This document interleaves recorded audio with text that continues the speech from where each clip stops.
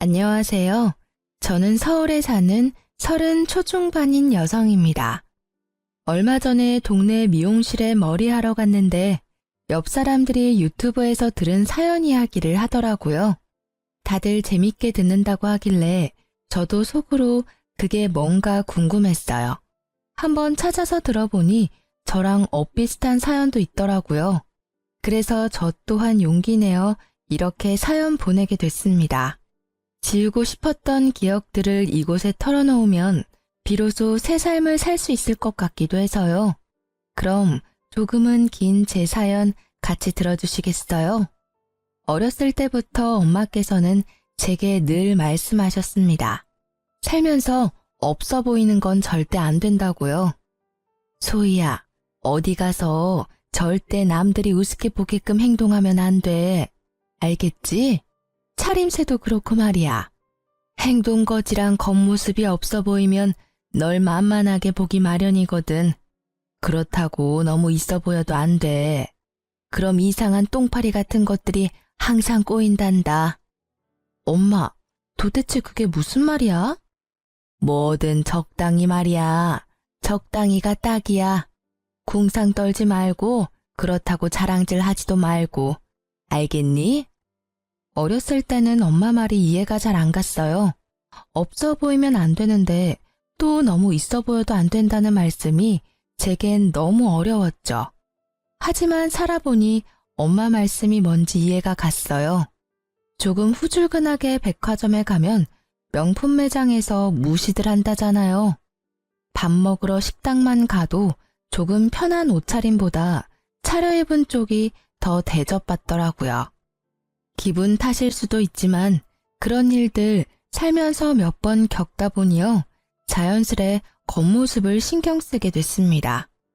엄청 비싼 명품 옷을 입지는 못해도 깔끔하고 격식 있는 옷차림으로 다녔어요. 늘 주름 한 점 없이 깔끔히 다림질해서요. 그랬더니 주변에서 제가 엄청 잘 사는 집안 딸인 줄 오해를 많이 하더라고요. 특히 오랫동안 다닌 회사에서는 어느 부잣집 차만 딸이라는 소문이 파다했어요. 그래서인지 결혼 정년기가 되니까 천짜리가 엄청 들어오더라고요. 물론 저는 결혼에 관심 없어서 다 거절했습니다. 소희 씨 집이 잘 산다며? 아니요, 그냥 평범해요. 에이, 소희 씨 하고 다니는 것만 봐도 딱 부잣집 공주님인데? 아, 공주님은 아니고요. 전 그냥 평범한 평민입니다. 제가 엄마께 말씀드리니 괜히 엄한 놈 꼬이는 것 아니냐며 또 충고해 주셨어요. 혹시나 제 겉모습만 보고 팔자 고쳐보겠다고 다가오는 놈도 분명 있을 거라 조심하라셨죠. 엄마의 그 말을 계속 마음속에 새기고 있었지만 제 세상이 무너지니까 웬걸 사람 보는 눈도 다치더라고요. 건강하던 아빠께서 뇌출혈로 쓰러지시면서 엄마랑 저는 엄청 힘든 시기를 보냈습니다. 친정아버지께서는 다행히 골든타임을 넘기지 않고 바로 병원에 도착했어요. 그래서 큰 후유증 없이 잘 회복하셨죠. 불행 중 다행일까요? 아빠가 쓰러지시기 전에 보험도 잘 들어놨었고 저희 가족은 생활비나 병원비 걱정은 크게 없었습니다. 부자는 아니지만 아예 돈 없는 집안도 아니었으니까요. 남들보다 조금은 여유로웠기 때문에 당시에 경제적 걱정은 아예 없었습니다. 하지만 옆에서 아빠가 쓰러지는 걸 목격한 저와 엄마는 심적으로 많이 힘들었습니다. 언제 아빠가 엄마와 제 곁을 떠날지 모른다는 생각에 하루하루 불안했죠. 제가 한동안 회사에서도 힘들어하는 티가 많이 났는지 동료들이 많이 걱정해줬습니다. 다른 부서에서도 제 얼굴을 보면 이름 모르는 사원분이 위로해주고 회사에서도 배려를 해줘서 그나마 잘 회복했어요. 아빠가 다시 눈을 뜨시기 전에 저는 모든 게 불투명해 보이더라고요. 그런데 그때 제 옆에서 남편이 서성거렸습니다. 한 걸음 뒤에서 위로해줬던 동료들도 있었지만 그 사람은 제 옆에 딱 붙어서 엄청 저를 챙기더라고요. 소희 씨, 밥은 먹었어요? 아니요, 입맛이 없어서요. 그러지 말고 저랑 나가요. 모든 건 밥심이에요. 밥 잘 챙겨 먹고 기운 내야죠. 그 사람은 매일 한결같이 제게 밥은 먹었냐, 잠은 잘 잤냐 물어봤어요. 점심에는 제가 밥을 안 먹는다 싶으면 꼭 남아서 절 데리고 나가 먹는 걸 지켜보더라고요. 처음엔 그 사람의 위로가 보이지도 잘 들리지도 않았습니다. 그런데 어느새 제 일상에 그 사람이 스며들어 나중엔 정말 의지를 많이 했어요. 아빠가 건강을 회복하시고 무너졌던 일상이 돌아오자 저도 자연스럽게 예전으로 돌아갔어요. 그 계기로 남편과 연애했고요. 특별할 거는 없었습니다. 남들처럼 알콩달콩 만났어요. 1년쯤 사귀고 프로포즈를 받았는데 마음 한구석 어딘가 저는 성급한 느낌을 받았습니다. 하지만 망설이는 건 제게 사치였어요. 20대 초반처럼 연애를 많이 할 수 있는 시기도 아니고 언제 결혼 상대를 다시 만날지 모르니까요. 적당히 비슷한 환경의 회사 동료와 하는 결혼, 저는 나쁘지 않았습니다. 무엇보다 아빠가 아프셨잖아요. 도희야, 아빠가 당장 내일이라도 죽게 되면 너 결혼식은 어쩌냐? 우리 딸 결혼식에 내가 손은 잡아주고 떠나야 하는데. 아빠도 참, 그런 소리 하지도 마세요. 프로포즈 받는데 문득 중환자실에서 의식이 돌아온 아빠와 했던 대화들이 떠올랐죠. 그래서 저는 그와의 결혼을 결심하게 됐습니다. 게다가 제가 힘들 때 옆을 지켜준 사람이니까요. 그와의 결혼 준비는 모든 게 순조로웠어요. 결혼식까지 많이 싸운다던데 저희는 평화로웠죠. 그런데 어느 날 신혼집을 알아보는데 남친이 이런 말을 하더라고요. 자기야, 우리 그냥 장모님 장인어른 댁에 들어가서 살까? 응? 그게 갑자기 무슨 말이야? 아니, 내 친구가 처가살이 한다고 자랑하는데 처음엔 그냥 웃어 넘겼거든? 근데 보니까 장모님 사랑 듬뿍 받으면서 지내는 모습이 나도 좀 부럽더라고. 아무래도 시가살이는 며느리가 고통스러운데 처가살이는 사위한테 나쁠 게 없잖아.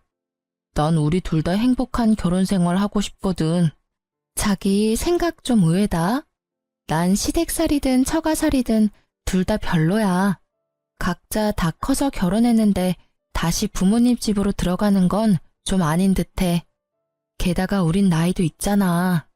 돈 모아야 할 젊은 신혼부부가 보통 부모님 집 들어가서 살지. 그래? 당신은 별로겠지만 장인어른 생각은 다르지 않을까? 응? 아무래도 한번 편찮으셔서 집에 우리라도 있는 게 든든하실 거야. 남친 말을 들어보니 또 일리가 있었어요. 그래서 저는 슬쩍 친정 부모님께 여쭤봤습니다. 엄마, 남친이 결혼하면 친정집 같이 들어와서 사는 건 어떻냐고 묻네? 굳이? 아니, 한창 신혼인데 여길 못하러 들어와. 아니, 아빠도 한번 아프셨고 하니까 그 사람도 나름 걱정됐나 봐. 이제 우리 집 사위라 이거지. 어머, 마음만 고맙게 받는다고 해줘. 어떻게 그런 기특한 생각을 했대? 요즘 세상이 변하기는 많이 변했나 봐. 네 아빠 들으시면 감동해서 우시겠다. 하지만 신혼부부는 신혼답게 둘이 사는 게 맞아. 나중에 아빠한테도 들으니까 아빠께서도 똑같은 의견이셨어요. 아프면 병원 신세 질 테니 굳이 친정집에 들어오지 않으셔도 된다고 하셨죠. 두 분 다 신혼부부는 신혼답게 둘이 사는 게 맞다고 하셨어요.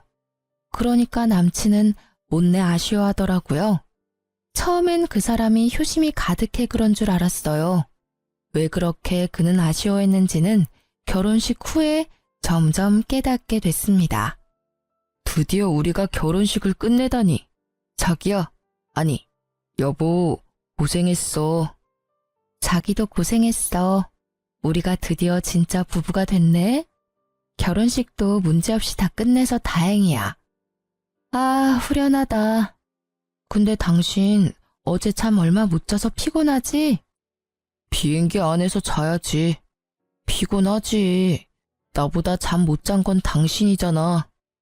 나도 비행기에서 기절할 것 같아. 근데 잠시만. 나 지갑이 어딨지? 지갑? 분명 챙겼는데 안 보이네. 뭐 캐리어에 있겠지? 차 내려서 나중에 확인해야겠다. 저희가 하와이로 신혼여행을 가는데 저는 환전을 넉넉히 해가려고 했어요. 그런데 남편이 카드 위주로 쓰자고 환전하지 말자더군요. 현금은 분실 위험도 있고 카드사 혜택이 많다고요. 각자 카드를 쓸지 아닐지는 정하지 않았었지만 남편이 지갑을 통째로 집에 두고 와서 어쩔 수 없이 여행 내내 제 카드로 다 해결했어요. 조금 더 넉넉하게 환전해 올 걸. 생각해보니까 카드 안 되는 곳 많으면 어떡해? 괜찮아. 거기도 사람 사는 곳이야. ATM기 있잖아. 거기서 현금 뺐으면 돼. 아, 생각해보니까 그렇네. 엄청 걱정했는데 다행이다. 이왕 간 거 돈 걱정하면서 여행하고 싶지는 않았거든. 그치? 오랜만에 가는 해외여행에다가 신혼여행인데 여유롭게 다니는 게 좋지. 자기 미안해. 내가 이렇게 중요한 날 지갑을 깜빡해서. 남편이 지갑을 통째로 두고 왔다고 해서 처음엔 좀 짜증이 났습니다. 카드 한도 때문에 여행에 차질이 생길까 봐요. 하지만 세상이 워낙 좋아져서 카드만 있으면 현금 뽑는 건 일도 아니더라고요. 게다가 지갑이라 다행이지 빡빡한 비행기 시간에 여권 안 놔두고 온 게 어디냐며 저는 좋게 생각하려고 했어요. 그런데 신혼여행 때 남편의 돌발 행동에 깜짝 놀랐습니다. 고의로 지갑을 두고 온 게 아닐까 생각했죠. 신혼여행 첫날 저는 결혼식이랑 장시간 비행 탓에 몸이 너무 고단했습니다. 반면에 남편은 피곤하지도 않은지 일찍 일어나서 산책을 하겠다고 하더군요. 깼어? 산책할래? 지금 몇 시야? 6시 반. 산책하고 호텔 조식 먹으면 딱일 것 같은데. 되게 일찍 일어났네. 미안한데 자기야. 나 지금은 도저히 못 일어나겠어. 조금만 더 자면 안 될까? 그럼 조식은 나 먼저 먹을까? 난 안 먹어도 돼. 근데 혼자 먹을 수 있겠어? 당연하지. 내가 애도 아니고. 혼자서도 잘 먹을 수 있어. 그러니까 걱정하지 말고 자긴 아직 피곤할 텐데 더 자요. 저는 남편이 조식을 먹고 난 뒤 금방 돌아와 저를 깨워줄 줄 알았어요. 그런데 일어나 보니 시간이 훌쩍 지나 어느덧 오후더라고요. 깨웠는데 혹시 제가 못 일어나서 혼자 나간 건가? 아님 무슨 일이라도 생겨서 아직 안 들어온 건가? 별별 생각을 다 하면서 전화를 확인하는데요. 아니나 다를까 문자가 엄청 와 있더라고요. 놀랍게도 그건 남편의 연락이 아니라 카드 결제 문자였습니다. 아주 다양한 금액대가 긁혔더라고요. 처음에는 제가 해외에 있다는 걸 인지를 못하고 정말 깜짝 놀랐어요. 도난 신고를 해야겠다는 생각과 손이 벌벌 떨리는데 갑자기 이곳이 하와이라는 게 떠올랐습니다. 헌데 그것도 잠시 제가 카드를 분실했구나 좌절했는데요. 순간 잠결에 제 카드를 들고 간다는 남편의 음성이 떠오르더라고요. 저는 곧바로 다리에 힘이 풀려 주저앉았습니다. 분실한 게 아니라 다행이라며 혼자 안도를 하다가 아니지, 그게 아니지라는 생각이 들었어요. 제가 호텔방에서 혼자 자고 있는데 남편 혼자 쇼핑을 하고 있는 상황이 이해가 안 갔죠.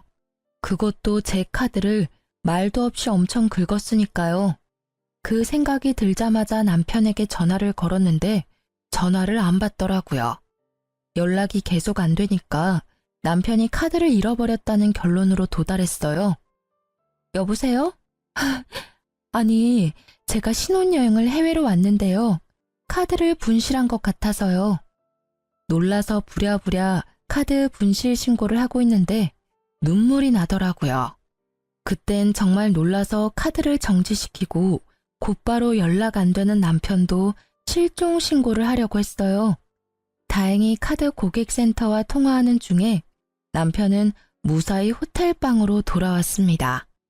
놀란 토끼 눈의 남편을 마주하자 안도와 동시에 화가 치솟더라고요.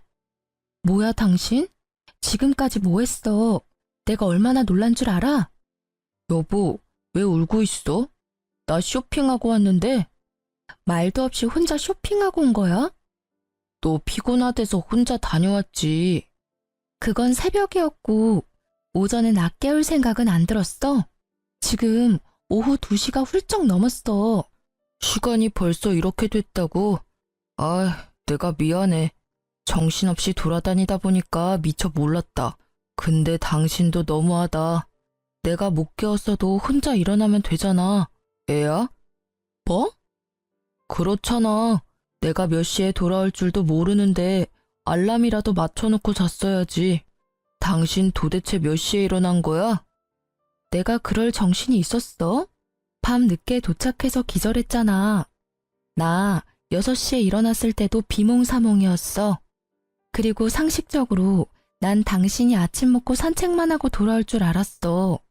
연락은 되지도 않고 남겨놓은 것도 없고 카드 결제 내역만 잔뜩 와 있잖아. 내가 안 놀라게 생겼어? 게다가 내 카드를 상의도 없이 어떻게 막 긁어. 대충 계산해봐도 200만 원 훨씬 넘더라. 말하다 보니 그제야 남편의 손에 들린 쇼핑 봉투들이 눈에 띄더라고요. 그 중에는 명품 브랜드 로고가 박힌 쇼핑백도 있었어요. 정말 기가 막히더라고요. 들어보니 당신이 놀랄만 했네. 내가 언성 높여서 미안해. 오랜만에 해외여행 와서 너무 들떴었나 봐. 그런데 나 진짜 혼자 놀다 온 게 아니라 당신은 피곤하다 했고 편하게 혼자 잘 자라고 자리 비켜준 거야. 조식 먹고 산책 좀 하다가 호텔 구경하는데 심심하더라고. 그래서 잠깐 바깥 구경한다는 게 이사단이 났네. 세일도 많이 하고 또 한국보다 더 싸니까 나도 모르게 카드를 긁고 있더라. 상의 없이 카드 써서 미안. 근데 나 진짜 내 거 산 게 아니라 양가 부모님 선물이랑 기념품 산 거야. 그러니까 너무 뭐라 하지 말아줘. 우리 엄마 지갑이 워낙 오래됐는데 여기 와서 보니까 엄마 생각이 엄청 나더라고. 그래서 나도 모르게 결제해버렸어. 근데 말야, 나도 호텔방 들어오자마자 당신 울고 있는 모습에 얼마나 놀랐는지 몰라. 그니까 뭐? 왜 효도를 내 카드로 하려고 해? 게다가 그 카드 한도도 별로 안 돼. 우리 환전도 별로 안 해왔잖아. 아니, 좋게 생각해서 진짜 나한테 상의하고 같이 사러 갔으면 내가 이래? 나 당신 정말 이해가 안 돼. 한도가 얼만데? 신용카드 말고 다른 체크카드는 없어? 뭐? 남편이 반성은 안 하고 제게 다른 카드가 없냐고 묻는 순간 저는 속으로 결혼식 올리고 바로 이혼해도 될까? 사람들이 엄청 뒤에서 수군거리겠지? 뭐 이런 생각을 속으로 했어요. 어떻게 배우자가 되자마자 카드를 자기 것처럼 막 쓸 수 있는지 이해가 안 됐습니다. 물론 남편이 쓴 건 남편에게 다 받을 생각이었지만요. 이 신혼여행은 망했어. 어떻게 시작부터 이래? 남은 여행 나 웃으면서 보낼 자신 없어. 자기야, 실수라고. 한 번만 화 풀어라, 응? 내가 배려 없이 굴어서 미안해. 따로 있고 싶어. 이왕 이렇게 된 거 오늘은 각자 시간 보내자. 나 생각할 시간이 좀 필요해. 여보야. 그리고 당신이 오늘 카드 쓴 거 말야. 아무리 양가 부모님 선물이라 해도 나랑 아무런 상의도 안 하고 산 거니까 환불하던지. 아님 당신이 쓴 돈들 계산해서 나한테 입금해. 아무리 부부가 됐어도 지켜야 할 선이라는 게 있는 거야. 식 올리자마자 어떻게 이래? 뭐? 입금하라니 뭘 꼭 그렇게까지 해야 해? 입으로는 미안하다면서 아직도 정신 못 차렸구나? 그럼 나 혼자 당신이 쓴 돈 감당해야 하는 거였어? 나도 평범한 직장인이야. 매달 고정 지출비가 있는데 갑자기 그렇게 큰 돈 나가는 거 부담스러워. 부부끼리 참 치사하다. 뭐? 치사? 내가 모른 척 하려고 했는데 당신 아침만 혼자 먹은 거 아니더라? 식당에서도 카드 긁었던데 혼자 점심까지 먹고 왔지? 그게 더 말하기 싫고 나가. 방을 하나 더 잡던지 해. 아님 내가 나갈까? 알았어. 일단 자기 기분 풀릴 때까지 따로 있자. 그렇게 저는 화가 안 풀려서 신혼여행 내내 남편이랑 따로 지냈습니다. 남편 꼴도 보기 싫어서 돌아다니지도 않았어요. 그냥 호텔에만 박혀서 호텔 안에서 식사도 다 해결했어요. 남편이 무릎 꿇고 싹싹 빌어서 마지막 날쯤 겨우 화해했어요. 화해라기보다는 한국에 들고 갈 선물들 사려고 억지로 얼굴 봤네요. 어쨌든 결혼 축하하러 와준 소중한 걸음들의 보답도 해야 하고 양가 어른들 선물도 다시 준비해야 했으니까요. 남편은 정말 반성한다며 그대로 사왔던 것들 다 환불했습니다. 그래서 그때 산 게 진짜 부모님 선물이었는지 본인이 갖고 싶었던 걸 산 건지는 잘 모르겠어요. 또 그렇게 당장은 짜증나도 화해할 수밖에 없었던 가장 큰 이유는요. 신혼여행에서 돌아오는 날은 친정집에서 자야 했기 때문입니다. 친정 부모님께 안 좋은 모습 차마 보여드리고 싶지 않았거든요. 그리고 그 다음 날은 시댁에서 보내기로 했기 때문에 저는 우선 그 일정을 다 마무리하자 생각했어요. 그리고 신혼여행 때 사건을 남편과 한 번 더 제대로 짚고 넘어가야겠다 싶었습니다. 진짜 이혼할 수도 있는 문제라고 생각했거든요. 엄마, 아빠, 저희 왔어요. 왔어? 어휴, 고생했네. 즐겁게 쉬고 왔어? 네, 뭐. 엄마, 그런데 뭘 이렇게 많이 준비했어. 상다리 부서지겠다. 엄청 고생했겠네. 뭘, 아빠가 많이 도와줬어. 뭐 한 건 없지만 우리 딸, 우리 사위 많이 먹어. 우와, 감사합니다, 장모님. 남편은 잠깐 제 눈치를 보다가 밥을 허겁지겁 맛있게 먹더라고요. 그런 남편을 흐뭇하게 바라보는 친정 부모님을 보고 저는 마음이 좀 불편해서 잘 먹지 못했어요. 해외에서 입맛 안 맞아서 고생했어? 사위는 잘 먹는데 넌 왜 그렇게 못 먹었어?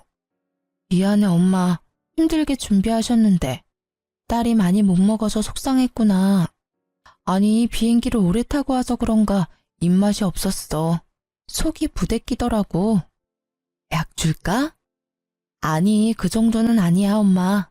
나 괜찮아요. 근데 엄마는 이제 괜찮아? 뭐가? 엄마 결혼식 때 엄청 우셨잖아. 아이고, 그러게. 내가 기쁜 날 그렇게 울면 안 됐는데. 예쁜 딸 보내려니 그렇게 속상했어요? 당연하지. 우리 예쁜 딸 시집 보내는데 내가 안 울면 이상하지. 사위가 야속하기도 했지. 엄마는 너 좀 더 내 옆에 데리고 있고 싶었거든. 엄마께서는 갑자기 또 우셨어요. 저는 당황해서 엄마 눈물을 닦아드렸죠. 너무 울어서 남편은 밥 먹게 하고 저랑 엄마는 안방에 들어가서 마저 얘기를 나눴는데요. 엄마, 그만 울어. 나 결혼했어도 집도 가깝고 우리 자주 볼 거잖아요. 그게 말이야, 소희야, 사실 말이다. 엄마께서는 한참을 우시다가 천천히 옛날 이야기를 해주셨어요. 가슴속에 품고 있었던 이야기를 고민하고 또 고민하고 제게 털어놓으셨습니다. 제가 상처받을까봐 지금껏 숨겼었는데 이제는 다 커서 결혼도 했고 진짜 말해줘야 할 것 같았다고 하시더라고요. 뭐? 내가 엄마 딸이 아니라고? 아니긴 왜 아니야. 넌 누가 뭐라 해도 내 딸이야. 그러니까 어쨌든 엄마 말은 내가 친딸이 아니란 거잖아. 저는 2살 때 입양됐다고 합니다. 처음엔 너무 충격이었어요. 입양해서 지금껏 남부럽지 않게 잘 키워주신 부모님께 감사하기도 하고 절 버린 친부모가 원망스럽기도 했어요. 그리고 지금 결혼했으니 이혼을 하든 말든 남편에게도 이 사실을 말해줘야겠다고 생각했습니다. 그렇게 그날 엄마를 껴안고 밤새 울었습니다. 퉁퉁 부른 눈으로 시댁에 방문하니 시모는 둘이 싸웠냐고 물었습니다. 그게 싸우기는 했는데 아무튼 이 눈은 내가 이렇게 한 거 아니야, 엄마. 싸웠다고? 아니 너희 아직 혼인신고 도장도 안 말랐는데 싸웠니? 뭐 때문에? 엄마, 왜 소리를 질러요? 깜짝 놀랐잖아. 어머님, 어제 친정어머니랑 밤새 이야기해서 눈이 이래요. 죄송해요. 보기에 못났죠? 예쁜 모습 보여드리고 싶었는데. 으이그, 그러길래 여기부터 오지 그랬니? 친정부터 가고. 말은 안 했지만 나 서운했다. 친정 부모님은 둘이지만 난 혼자잖냐. 혼자 외로운 시모부터 챙기면 어디 덧나? 죄송해요, 어머님. 저희가 거기까지 생각을 못했네요. 괜히 저희 돌아오는 날이라고 이것저것 혼자 챙기시느라 힘드실까 봐요. 친정 엄마께서 먼저 친정집 오라고 하셨거든요. 참나, 너네가 결혼한 게 뭐 그렇게 큰일이냐? 다 늙은 내가 다 큰 너네를 챙기긴 뭘 챙기냐? 너네가 날 챙겨야지. 에휴, 됐다. 배고프니 얼른 밥이나 먹자. 아, 네. 뭐하고 서 있냐? 네? 아이고, 배고파 죽겠으니까 얼른 밥 준비해라. 며느리로 방문한 공식적인 첫날이잖냐. 어디 네 요리 솜씨 한번 봐야지. 친정집에서는 상다리가 휘어질 정도로 남편과 저를 엄청 환대해 주셨어요. 다음날 시댁집에서는 환대까지는 아니더라도 환영해 주실 줄 알았거든요. 그런데 오히려 시모는 며느리 됐다고 갑자기 하대하면서 제게 첫 식사 준비해 보라고 하더군요. 정말 황당했지만 일단은 어른이 시키니 열심히 요리를 했습니다. 그랬더니 시모는 입맛에 안 맞는다고 저를 나무랐어요. 어머, 국이 왜 이렇게 짜냐? 완전 소태다. 얘, 너 이런 식으로 국을 끓이면 나트륨 중독으로 우리 아들 명줄 짧아져. 요리 좀 한다고 들었는데 왜 이 모양이니? 너 우리 아들이랑 같이 살려면 나한테 엄청 배워야겠다. 엄마, 맛만 있는데요, 뭘. 자기야, 진짜 맛있어. 반찬도 다 맛있는데? 남편은 제가 혼나는 게 안쓰러운지 그래도 제 편을 들더라고요.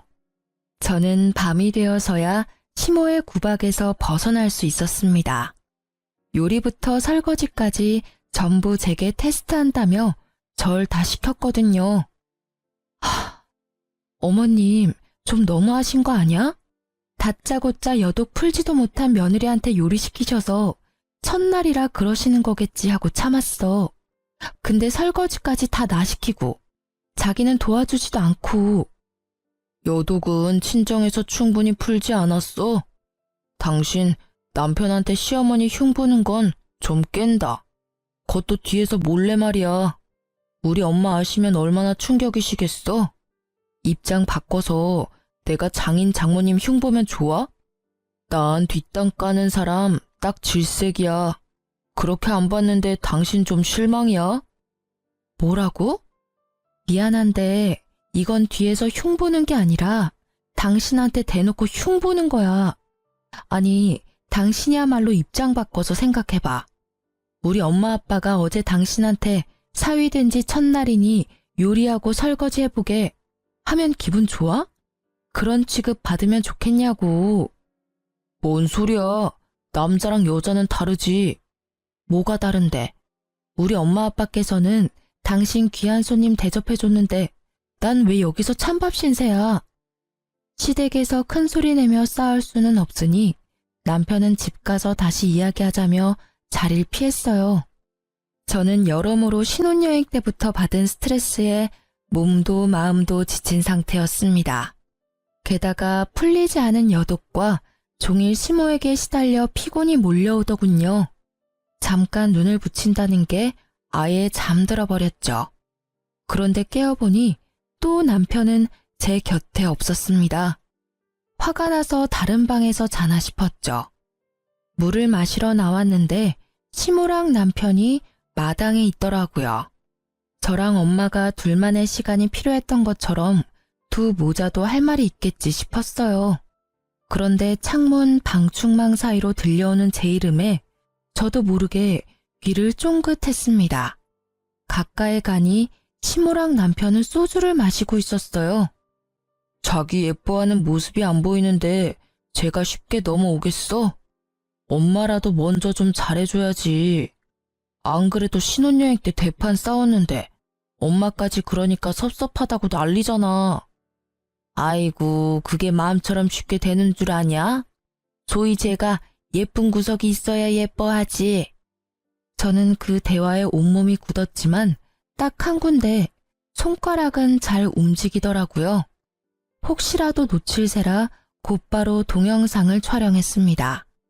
저보고 뒷담 까지 말라고 뭐라 하더니 남편은 시모랑 제 이야기하는 모습에 본능적으로 찍었죠. 발뺌할지도 모르니 창문을 통해서 동영상을 찍었습니다. 아니, 소위 걔가 애가 예뻐 보이기라도 하면 몰라. 얼굴도 그 꼴이 뭐냐? 안 그래도 못생긴 얼굴 더 못 봐주겠더라. 엄마, 내가 좀만 참자고 그랬잖아. 소위 내 스타일 아닌 거 엄마도 잘 알잖아. 나도 꾹 참는데 엄마도 좀 예뻐해줘.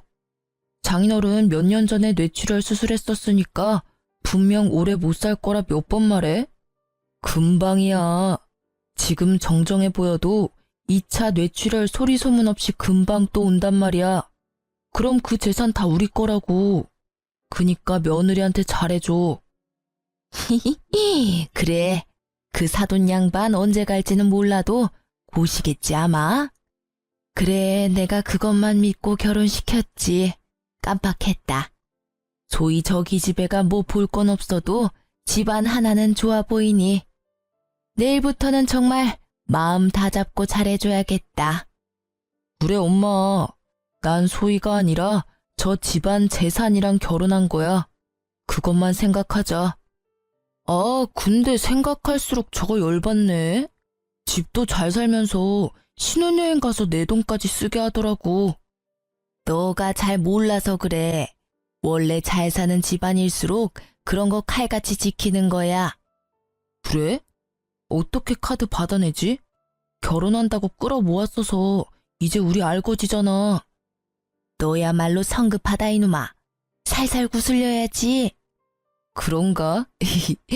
엄마, 내일부터 살살 구슬려 볼게. 화이팅!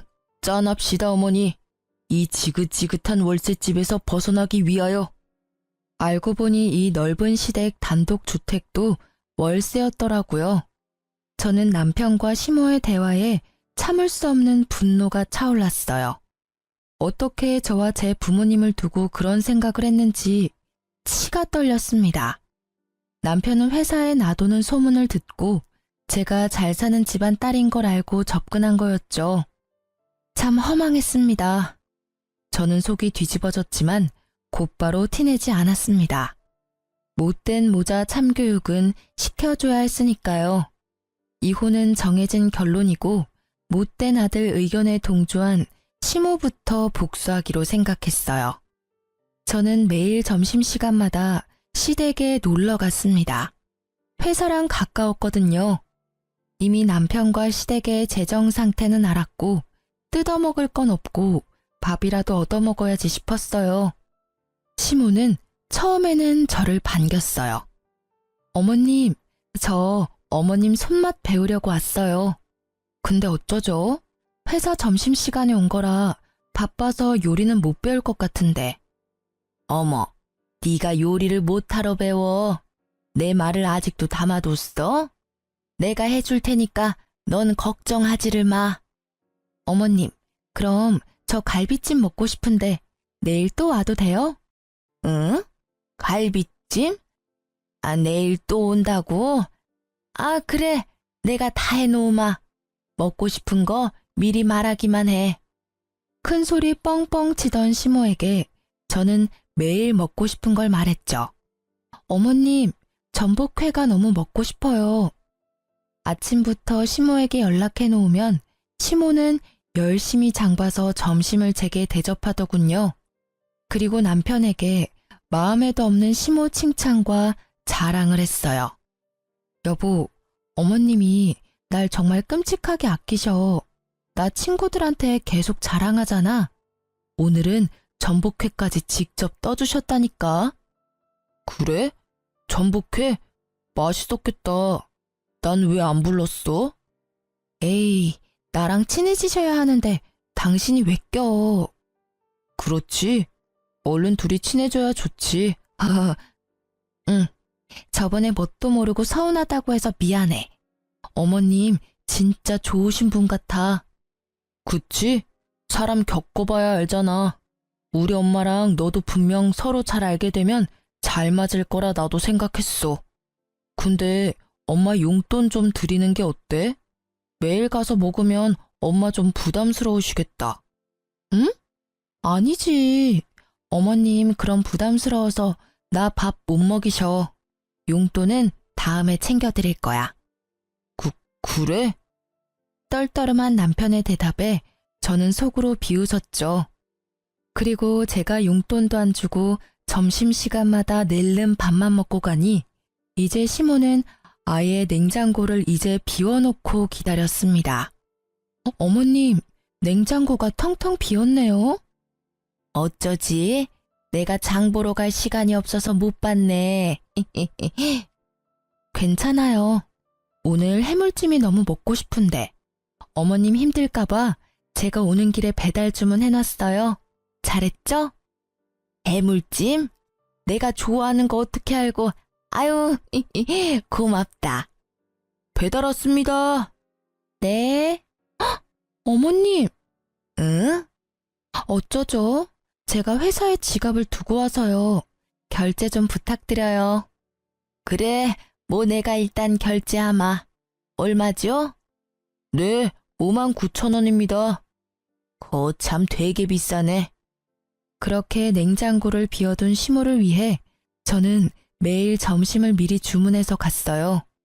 해물탕으로 시작해서 초밥, 중식, 코스 요리 등등 배달 가능한 비싼 음식들이 많잖아요. 할 수 있는 한 시모를 다 뽑아 먹었죠. 시모는 성질을 참다 못해 한마디 했습니다. 너 용돈 한 번 안 주고 너무하다 정말. 내가 지금 이번 달 식비만 얼마를 쓴 줄 아냐? 어머님, 설마 저한테 쓰는 돈이 아까우세요? 제가 한껏 울상을 짓자 시모는 당황하다가 얼마든지 먹고 싶은 거 말하라고 떵떵거리더군요. 그리곤 친정 부모님한테 가서 시모가 이렇게 잘해준다고 말하라고 시켰습니다. 전 당연히 그러겠다고 말했죠. 그리고 이 말을 덧붙였더니 시모가 개거품을 물었어요. 저는 친부모가 누군지도 모르지만 지금 너무 행복해요. 양부모님도 모자라서 시어머님께도 이렇게 사랑을 받으니까요. 전 정말 복받은 사람이에요. 뭐? 뭔 소리냐 그게? 너 니네 부모님 친자식 아니냐? 네, 저도 얼마 전에 알았어요. 저 어렸을 때 입양하셨대요. 너 왜 그 중요한 걸 숨겼냐? 진짜 네가 친자식이 아니라고? 본색을 드러내는 시모에게 저 또한 이제 숨기지 않고 발톱을 드러냈어요. 왜요? 그게 뭐 어때서요? 정신 차려라. 아니 양부모가 너한테 뭐라도 남겨주겠냐? 너 정말 무서운 애구나. 이거 사기 결혼이야. 결혼 전에 말했어야지. 이혼이라도 할까요? 당연한 걸 물어. 이 괘씸한 것. 시모는 이혼 소송할 거라며 제게 각오하라더군요. 너 미쳤지? 감히 날 속여? 퇴근하고 남편에게 물어보니 생각이 같다 하더군요. 이미 제가 말하기 전에 시모한테 들었는지 얼굴은 울그락불그락 했습니다. 역시나 제가 속였다고 사기 결혼이라고 시모와 비슷한 반응을 보였죠. 그래서 저는 남편을 데리고 친정 부모님께 같이 가서 이혼 말씀드리자고 말했어요. 마지막 예의는 갖춰달라고요. 제가 밤늦게 남편을 데리고 나타나자 친정 부모님께서는 어리둥절해 하셨죠. 무슨 일이냐 갑자기. 너희 뭔 일 있어? 걱정스러운 얼굴을 한 부모님께 저는 물었어요. 엄마 아빠, 저 할 말 있어요. 죽어서 유산 남기지 말고 지금 정신 운전할 때 저한테 유산 남겨주세요. 저 친딸 아니잖아요. 그래서 걱정돼요. 아무것도 못 받을까 봐서요. 아무것도 모르는 친정 부모님께서는요. 당황하시다가 이내 곧바로 웃으면서 알겠다고 하셨어요. 그래, 소희 네 생각이 그렇다면 그렇게 해주마. 남편은 아빠의 말씀에 당황한 얼굴로 말하더군요. 아니, 친딸도 아닌데 정말 얘한테 재산 남겨주실 거예요? 얼마나요? 친정엄마께서는 남편의 속보이는 말에 놀라신 얼굴이었죠. 자네, 뉘앙스가 좀 그렇네.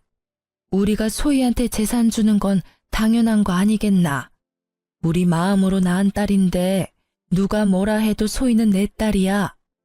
남편은 친정 부모님의 태도에 놀라서 태세 전환했어요.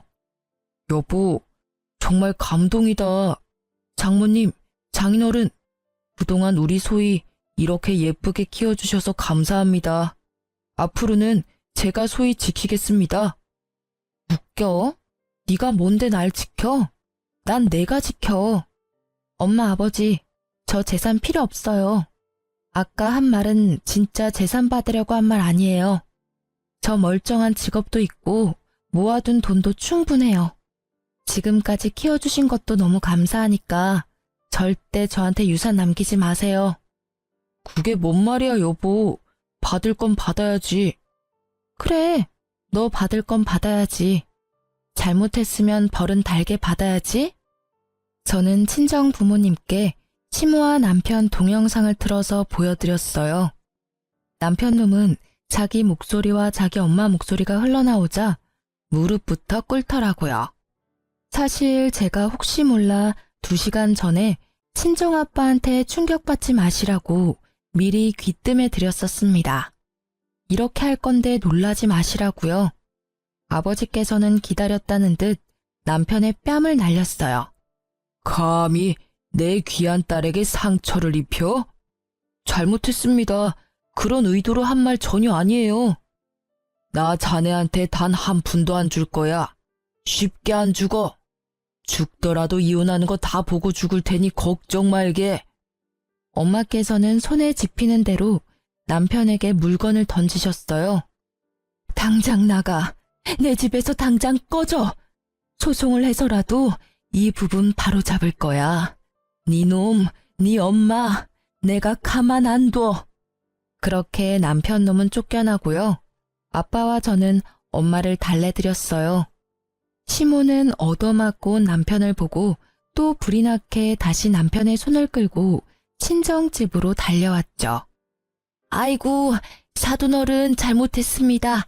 술김에 헛말이 나왔어요. 내가 이놈의 술을 끊어야지. 내 아들은 못난 애미 말에 맞장구 친 죄밖에 없어요. 아들이 정말 소희를 사랑하고 있습니다. 그렇지 아들? 네, 맞아요. 저 정말 소희 사랑합니다. 손이 발이 되도록 빌면서 시모와 남편은 한 번만 봐달라고 했습니다. 한 번 속지 2번 속겠어요. 너 보니까 왜 처음부터 처가살이 타령한지 알겠다. 소름 돋아. 우리 엄마 아빠 집에 들어와서 무슨 짓 하려고 그랬니? 절대 아니야. 소희야, 그런 거 절대 아니야. 변명은 법정 가서 하던가. 저와 친정 부모님은 끝까지 그 둘을 외면했습니다. 나가라고 끌어내도 안 돼서 경찰까지 불렀죠. 그렇게 결국 이혼 소송은 제 승리로 끝났습니다. 명확한 유책 사유가 남편에게 있었으니까요. 시댁에서 찍은 동영상 증거도, 신혼여행 때 진상짓했던 카드 내역서도 제게 유리하게 작용했어요. 남편과 시모는 비싼 전원주택 월세 감당 못해서 쫓겨났더라고요.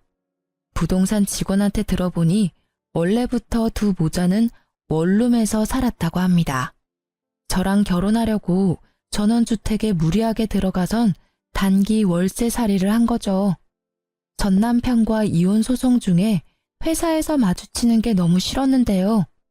마침 타이밍 좋게 전 남편은 회사에서 잘렸습니다. 전 남편은 돈 무서운 줄 모르고 결혼 전에 회사 동료들한테 야금야금 빌린 돈들이 있었나 봐요. 안 갚고 배째라는 시기라 크게 한바탕 난리가 났어요. 하마터면 저까지 피해 입을 뻔했네요. 그나마 결혼 전 빌린 돈이라 저는 엮이지 않았네요. 회사에 제가 관련되지 않은 거라 소명하느라 골치 꽤 아팠습니다. 이혼 후에 오픈하려고 했는데 결국 이혼 전 소송 중인 것도 다 오픈했습니다. 전 남편 아주 빚더미에 오르고 근처 아파트 공사 현장에서 일하는 걸 누가 봤다는 소문만 들었네요. 그거라도 열심히 해서 어서 회사 사람들 돈부터 갚았으면 좋겠네요. 괜히 저도 얼굴 보기 껄끄러워졌거든요. 제 잘못 없는 거 알았는데도 일부분의 사람들은 은근히 여유 있는 제가 책임지길 원하는 사람도 있더라고요. 하지만 제가 사기 결혼까지 당하고 돈까지 갚아야 하나요? 저는 딱 잘라 거절했습니다. 전 시모는 얼마 전에 회사 근처 국밥집에서 봤어요. 주방에서 땀 범벅이 되어 설거지하고 있더라고요. 이사도 안 갔는지 제 회사 근처인 걸 알면서도 이곳에서 일하는 게 웃겼죠. 같은 동네 살면 참 이런 점이 웃겨요. 좋은 마음은 아니고 저도 사람인지라 쌓인 한이 있잖아요. 국밥집 사장님께 설거지하는 이모 힘들어 보인다고 고생하시니 이모님 팁이라도 드리라고 10,000원을 드렸습니다. 이모, 저기 마음씨 착한 분이 10,000원 팁이라며 주셨어. 아이고, 고맙습니다, 손님. 제 얼굴도 안 보고 연신 고맙다고 고개를 조아리는 전 시모였어요. 그러다 고개를 들어 제 얼굴 보곤 낯빛이 어두워지더라고요. 저는 웃으며 수고하시라고 한마디 남기고 가게를 나왔네요. 이제 그 국밥집은 안 가려고요. 친정 부모님께서는 재혼도 절대 하지 말고 그냥 부모님 곁에만 있어달라 하시네요. 알콩달콩 셋이 살자고요. 저도 한번 세게 대어보니 남편도 필요 없다고 느꼈어요. 또 살다 보면 모르지만요. 지금은 남은 인생 친정 부모님이랑 추억 더 쌓으면서 보내고 싶습니다. 친자식도 아닌데 진짜 친자식처럼 키워주신 부모님 은혜에도 보답해야죠. 여러분, 제 사연 끝까지 들어주셔서 감사합니다. 혹시나 제 사연 때문에 혈압 높아지셨을까봐 걱정됩니다. 시원한 물 한 잔 천천히 들이키시고 무더위 잘 이겨내시길 바라겠습니다. 감사합니다.